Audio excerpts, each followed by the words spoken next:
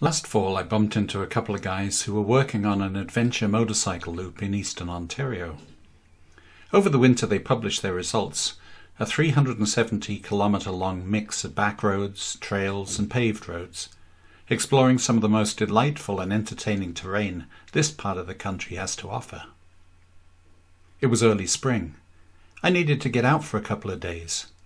An adventure loop seemed ideal, and I had just the bike for it. I'll try not to bore you with a blow-by-blow account of which roads, etc. Perhaps the maps can help there. Instead, I'm just going to show you a few highlights from my trip, along with the almost inevitable hiccups and breakdowns. Anyway, before we go too far, here are a couple of maps to get you oriented.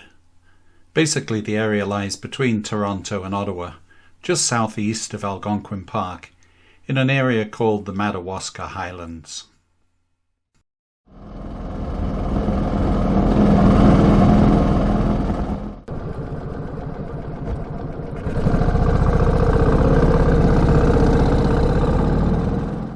Up until now I'd been able to follow the route easily. The roads were soggy, but nothing that a real bike couldn't handle. Hess Road heads north from the hamlet of Shamrock. No prizes for guessing where its settlers were originally from.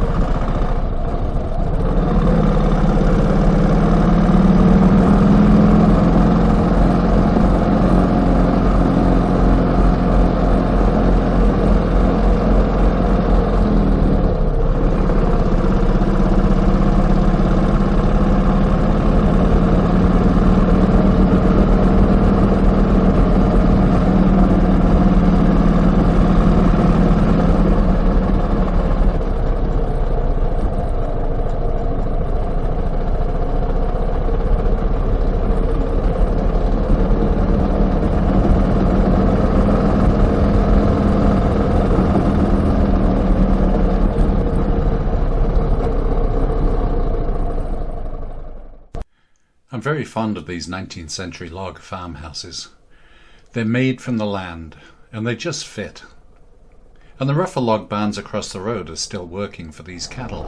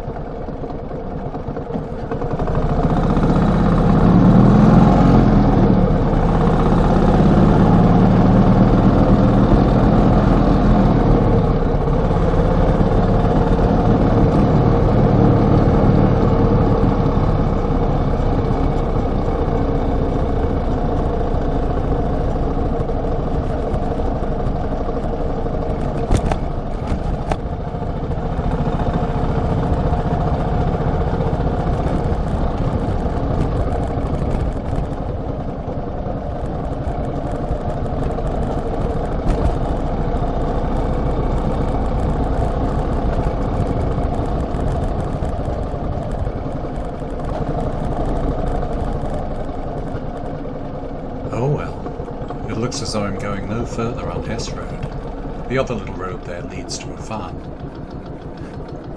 Fortunately, by checking my map and backtracking, I was able to use Tom's Road, and that hooked me back into the route.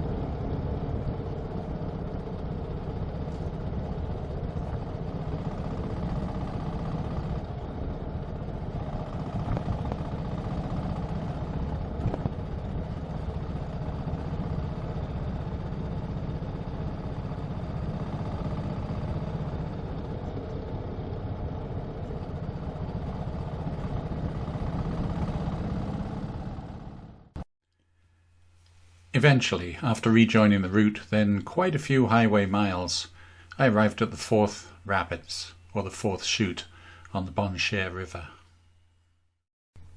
It's not desperately impressive, but it's a nice place to stop for a little break.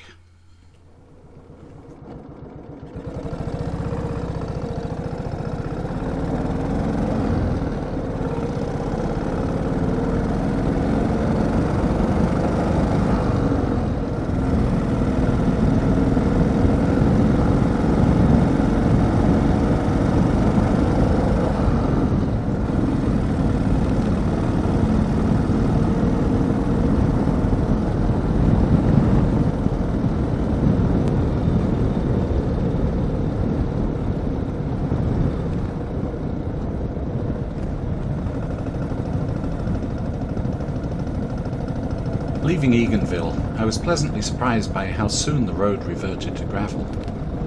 Unfortunately, the grader was at work. This was the second time I'd encountered graders today. They take a nicely hard-packed, potholed road and scrape until the surface looks level and perfect. It's an illusion. The top surface is loose and disguises the filled-in potholes and wet spots. Never mind the foot-high berm one has to avoid.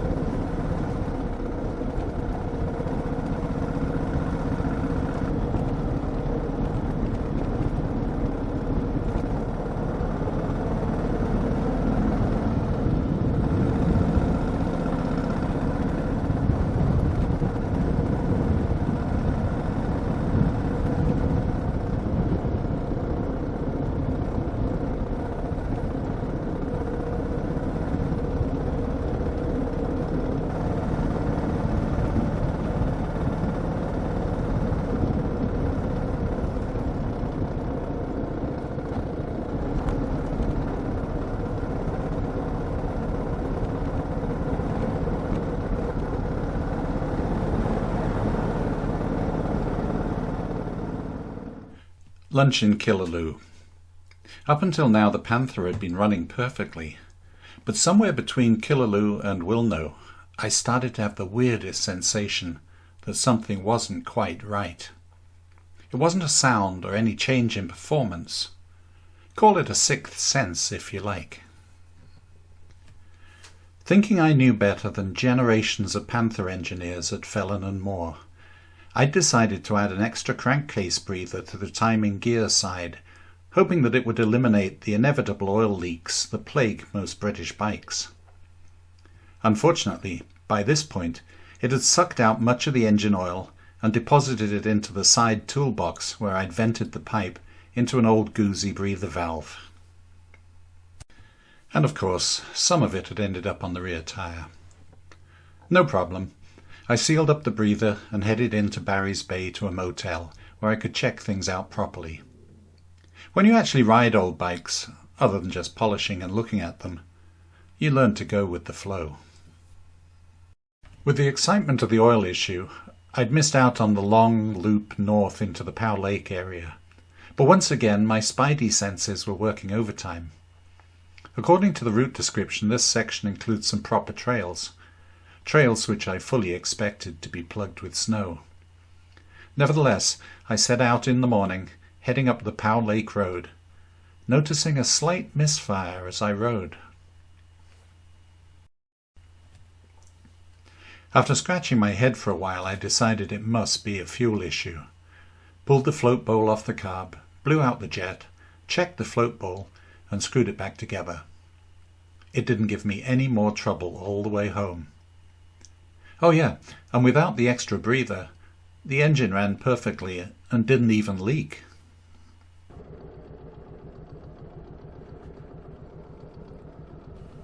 By now I was way off track, but my map told me that if I took Long Lake Road, I could loop back onto the route. Let's see how well that works out.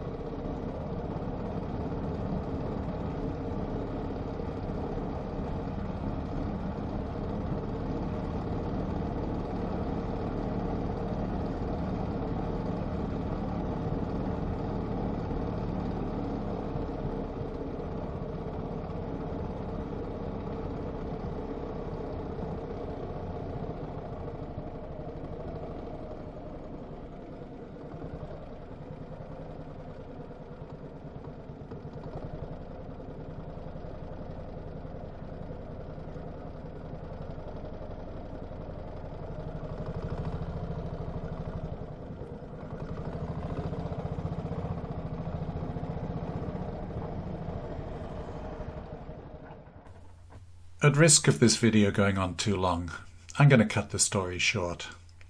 Suffice it to say, there was more wet gravel, more blocked roads, and a whole lot more fun.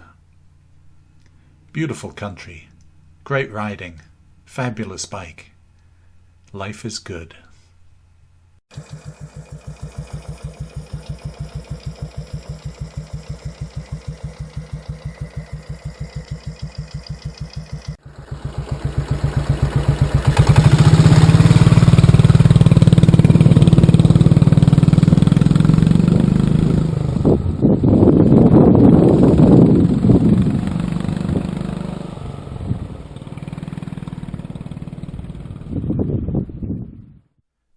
If you enjoyed this video, please subscribe and check out my books on Amazon and Audible. Just search for Nick Adams Motorcycle. Thanks for watching.